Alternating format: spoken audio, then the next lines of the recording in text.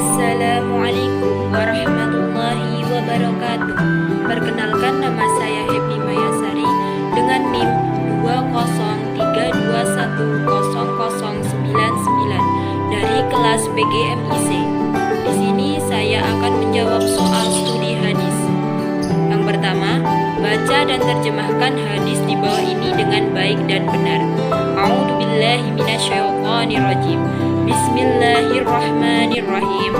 Man hafidha ala ummati arba'ina hadisan min amri diniha ba'asahu Allah ta'ala yaumal qiyamati fi zumratil fuqaha'i wal ulama'i.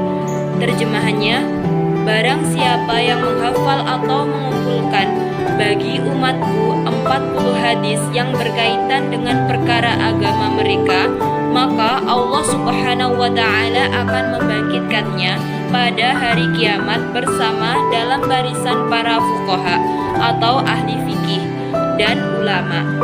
Yang kedua, presentasikan materi pertama sampai materi terakhir. Bab pertama, bentuk-bentuk hadis. Pengertian hadis adalah segala sesuatu yang berkaitan dengan Nabi Muhammad SAW, baik itu berupa perkataan, perbuatan, maupun cita-cita. Yang kedua, sunnah. Pengertian sunnah adalah aturan, cara berbuat, jalan, atau jalan yang diridhoi atau yang tidak diridhoi, dan berarti pula kebiasaan. Yang ketiga, khobar.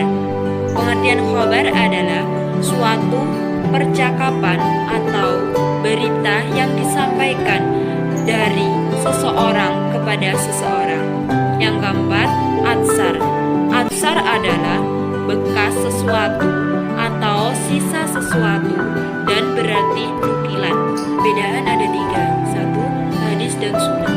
Hadis terbatas pada perkataan, perbuatan, takrir yang bersumber dari Nabi SAW. Sedangkan sunnah segala yang bersumber dari Nabi SAW, baik berupa perkataan, perbuatan, takrir, budi pekerti atau perjalanan hidupnya, baik sebelum diangkat menjadi Rasul maupun sesudahnya. Kedua, hadis dan khabar. Hadis sebagai sesuatu yang berasal atau disandarkan kepada Nabi SAW. Hadis khusus bagi yang diriwayatkan dari Nabi SAW saja. Sedangkan khabar lebih umum daripada hadis karena perkataan khabar merupakan segala yang diriwayatkan baik dari Nabi SAW maupun dari yang lainnya. Ketiga, hadis dan atsar. Hadis sebagai sesuatu yang berasal atau disandarkan kepada Nabi SAW saja. Sedangkan atsar sesuatu yang disandarkan kepada Nabi SAW, sahabat dan tabi'in. Struktur hadis ada 4, yaitu 1. Sanad. Sanad adalah sesuatu yang berada di hadapan dan yang jauh dari kaki ketika kita memandangnya. 2. Matan. Matan adalah pembicaraan atau kalam atau berita yang disebut di akhir sanad. Ketiga, perawi. Perawi adalah orang yang meriwayatkan atau menuliskan dalam suatu kitab yang pernah didengar dan diterimanya dari seseorang atau gurunya. 4. Mukharij. Mukharij adalah orang yang berperan dalam pengumpulan hadis. Bab kedua, kehujahan hadis. Kehujahan hadis atau yang sering disebut dengan fungsi hadis terhadap Al-Quran. Artinya, seberapa penting atau seberapa besar manfaat hadis itu sebagai dasar hukum syariat. Kedudukan hadis. 1. Bayan at-tafsir, berarti fungsi hadis sebagai penjelas dari Al-Quran atau makna-makna Al-Quran. 2. Bayan at-taklid, berarti hadis memperkuat ayat yang diterangkan dalam Al-Quran. 3. Bayan an-nasakh, berarti menghapus hukum di dalam Al-Quran. Hadis bisa menghapus hukum dari Al-Quran, artinya bukan menghapus ayatnya, namun menghapus hukum yang berlaku. Bab ketiga, sejarah perkembangan hadis.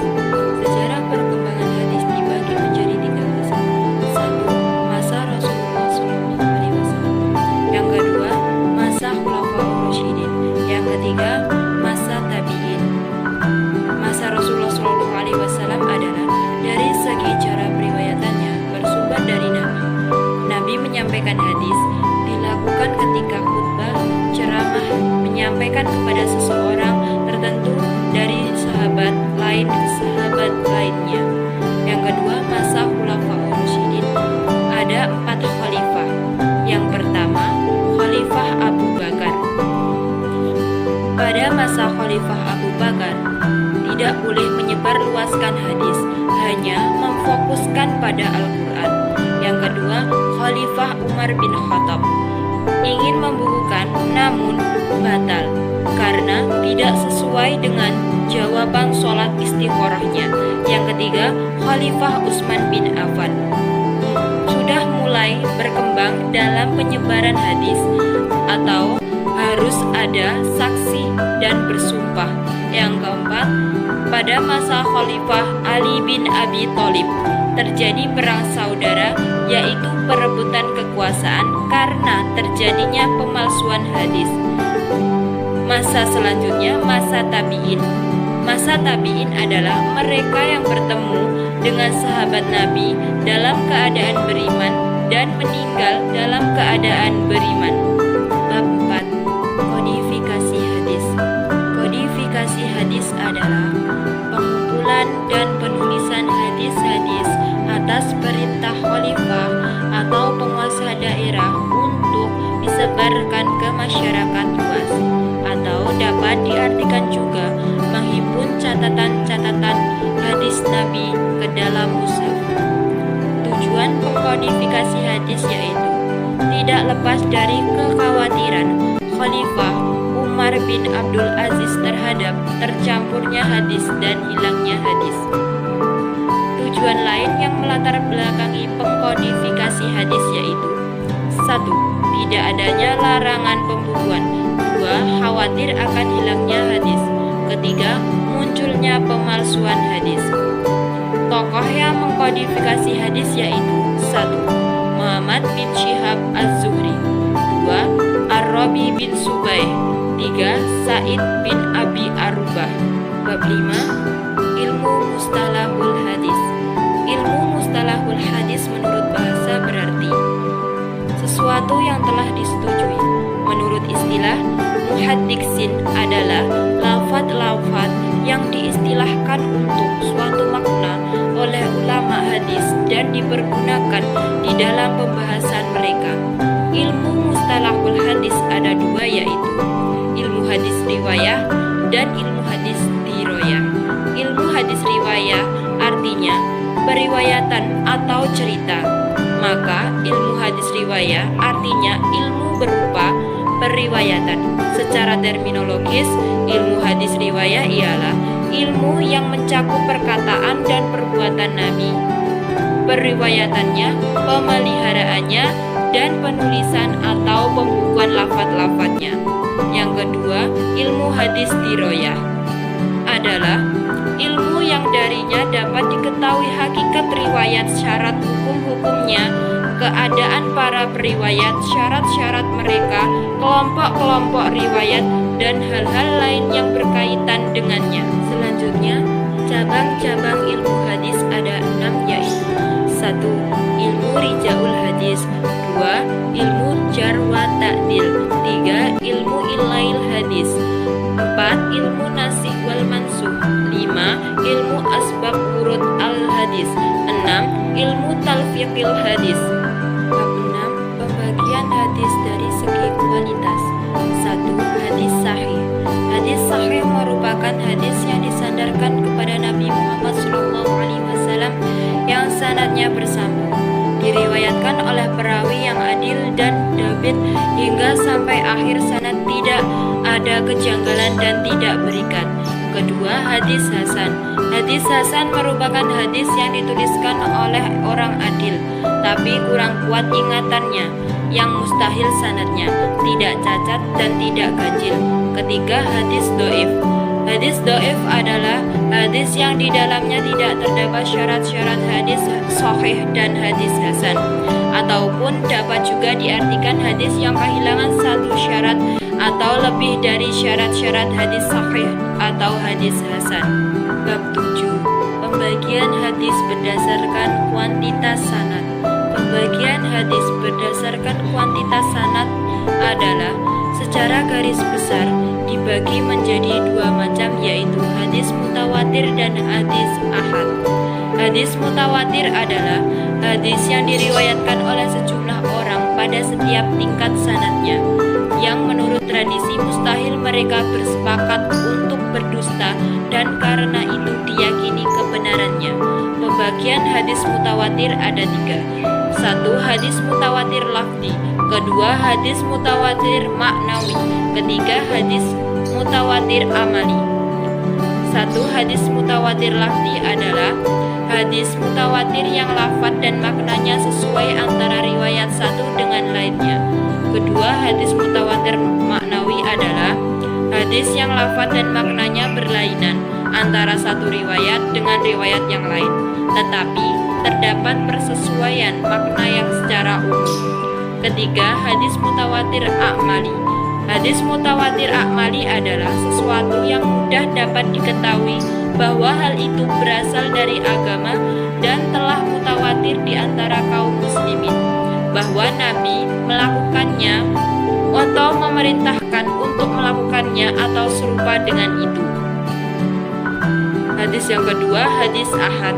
Hadis ahad adalah hadis yang para rawinya tidak sampai pada jumlah rawi hadis mutawatir, tidak memenuhi syarat persyaratan mutawatir, dan tidak pula mencapai derajat mutawatir. Pembagian hadis ahad ada tiga. 1. Hadis masyhur. 2. Hadis aziz. 3. Hadis gharib. Hadis masyhur adalah hadis yang diriwayatkan oleh 3 orang atau lebih, serta belum mencapai derajat mutawatir. Yang kedua, hadis aziz. Hadis aziz adalah hadis yang diriwayatkan oleh 2 orang, walaupun 2 orang rawi tersebut terdapat pada satu tabakoh saja. Kemudian setelah itu orang-orang pada meriwayatkannya atau diriwayatkan orang banyak. Yang ketiga, hadis gharib. Hadis gharib adalah hadis yang dalam sanadnya terdapat seorang yang menyendiri dalam meriwayatkan di mana saja penyendirian dalam sanad itu terjadi. Bab 8. Hadis dhaif dan macam-macamnya. Dibagi menjadi 3 macam, yaitu 1. Dhaif karena keterputusan sanadnya adalah apabila dalam periwayatan terdapat perawi yang gugur dari rentetan sanad. Hadis dhaif berdasarkan terputusnya sanad terbagi menjadi 7 macam, yaitu hadis mauquf, hadis maktub, hadis mu'allaq, hadis mufdal, hadis mursal, hadis mudallas, dan hadis munkati. Kedua, dhaif karena ketercelaan sanadnya dibagi menjadi 11 macam, yaitu hadis matruk, hadis mungkar dan ma'ruf, hadis mu'allal, hadis mudraj, hadis maklub, hadis mudharrib, hadis muharraf, hadis musahhab, hadis mubam, hadis syad, hadis muqallid. 3. Berhujah dengan hadis dhaif. Para ulama melarang meriwayatkan hadis dhaif bukan maudhu. Adapun hadis dhaif bukan hadis maudhu, maka diperselisihkan tentang boleh atau tidaknya diriwayatkan untuk berhujah. Dalam hal ini ada beberapa pendapat ulama, yaitu 1. Melarang secara mutlak, 2. Membolehkan. Bab 9. Hadis maudhu dan sebab munculnya. Pengertian hadis maudhu adalah segala sesuatu atau riwayat yang disandarkan pada Nabi Muhammad SAW, baik berupa perbuatan, perkataan, atau takrir secara dibuat-buat atau disengaja, dan sifatnya mengada-ngada atau berbohong. Sejarah munculnya hadis maudhu adalah secara massal penganut agama lain ke dalam Islam yang merupakan bukti keberhasilan dakwah Islamiyah ke seluruh dunia secara tidak langsung menjadi faktor yang menyebabkan munculnya hadis-hadis palsu. Sebab-sebab pemalsuan hadis: 1. Pertentangan politik. 2. Kebencian terhadap Islam. 3. Fanatik ta'assub. Yang keempat, perselisihan di bidang teologi dan jurisprudensi. Yang kelima, kecintaan terhadap kebaikan tetapi dengan jalan membodohi agama. Yang keenam, kecenderungan tukang cerita untuk menarik perhatian pendengarnya. Selanjutnya, usaha ulama dalam menanggulangi hadis maudhu. 1. Berpegang pada kesahihan sanad. 2. Memerangi pendusta dan tukang cerita. Selanjutnya, ciri-ciri hadis maudhu dibedakan menjadi dua. Satu, ciri-ciri hadis maudhu pada sanad. Kedua, ciri-ciri hadis maudhu pada matan. Selanjutnya, buku-buku yang menghimpun hadis maudhu. Satu, kitab Tazkirah. Dua, kitab Al-Mawdu'at Al-Kubra. Bab 10. Ilmu Al-Jar wa Al-Ta'dil. Pengertian ilmu Al-Jar wa Al-Ta'dil menurut bahasa merupakan isim masdar yang berarti luka yang mengalirkan darah atau sesuatu yang dapat menggugurkan keadilan seseorang. Menurut istilah adalah terlihatnya sifat pada seorang perawi yang dapat menjatuhkan keadilannya, merusak hafalan dan ingatannya sehingga menyebabkan gugur riwayatnya atau melemahkan hingga kemudian ditolak periwayatannya. Macam-macam jar atau cacat dari perawi yaitu: satu, bid'ah, artinya melakukan tindakan tercela. Dua, mukhallafah, artinya menyalahi periwayatan yang lebih sikoh. Tiga, ghaiyat, artinya banyak keliru. Empat, jahlatul hal, artinya tidak dikenal identitasnya. 5. Dakwatul inqita, artinya diduga keras sanadnya tidak bersambung. Selanjutnya, syarat-syarat dalam jar wa ta'dil yaitu: 1. Haruslah orang tersebut alim atau berilmu pengetahuan. 2. Bertakwa. 3. Jujur. 4. Menjauhi fanatik golongan. 5. Belum pernah dijar. Selanjutnya, lafaz-lafaz yang digunakan dan tingkatannya dibagi menjadi dua yaitu: 1. Tingkatan dan lafaz-lafaz men ta'dil rawi. 2. Tingkatan dan lafaz-lafaz menjar rawi. Fungsi ilmu jar wa ta'dil berguna untuk menentukan kualitas perawi dan nilai hadisnya. Bab 11. Para perawi hadis dan karya-karyanya. Tokoh-tokoh hadis atau perawi hadis yaitu terdiri dari Imam Bukhari, Imam Muslim, Imam Abu Dawud, Imam At-Tirmizi, An-Nasai, dan Imam Ibnu Majah. Karya-karya Imam Muslim meninggalkan karya tulis yang tidak sedikit jumlahnya. Di antaranya yaitu: 1. Kitab Al-Asma' wal Kunnah. 2. Kitab Al-Ilqi. 3. Kitab Al-Aqran. 4. Kitab Auladis Sahabah. 5. Kitab Auhamil Muhaddisin. Bab terakhir, bab 12. Permasalahan ingkar sunnah. Pengertian ingkar sunnah menurut para ahli adalah paham yang timbul dalam masyarakat Islam yang menolak hadis atau sunnah sebagai sumber ajaran Islam kedua setelah Al-Quran. Suatu nama atau suatu paham keagamaan dalam masyarakat Islam yang menolak atau mengingkari sunnah untuk dijadikan sebagai sumber dan dasar syariat Islam. Tokoh-tokoh ingkar sunnah: 1. Taufik Sidan. 2. Rasyad Khalifah. 3. Ghulam Ahmad Parwes. 4. Kasim Ahmad. 5. Insinyur Muhammad Irham Sutarto. Selanjutnya, argumen. Argumen dibedakan menjadi dua yaitu argumen nakli dan argumen akli. Argumen nakli adalah argumen-argumen yang tidak hanya berupa ayat-ayat Al-Quran saja tetapi juga berupa sunnah atau hadis Nabi. Argumen akli adalah argumen yang berisi petunjuk dan pertimbangan akal pikiran yang objektif, tidak dipengaruhi oleh keinginan, ambisi atau kebencian dan emosi. Sekian presentasi yang dapat saya sampaikan. Jika ada kurang lebihnya saya mohon maaf. Syukran jazilan ala ihtimamikum.